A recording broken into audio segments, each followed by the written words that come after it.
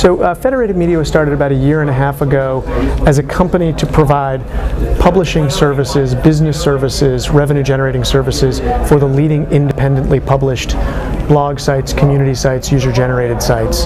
So we reach out to a small fraction of the leading independent websites on the internet and cluster them together so that we can have conversations with marketers who need scale as they move into the internet space, but scale with quality and scale with safety for their brands.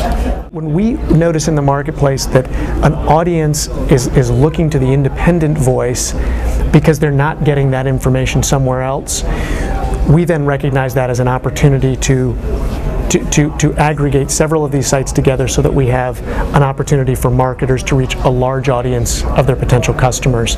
So that is what informs us launching a federation in digital culture, automotive, parenting, entertainment, business and marketing.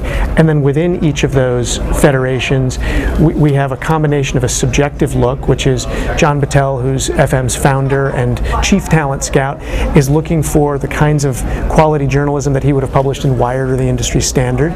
So we're looking for high quality voices. We also have a quantitative assessment of influence. We take a look at Google and Technorati and inbound links to find who are the most influential voices within that particular community.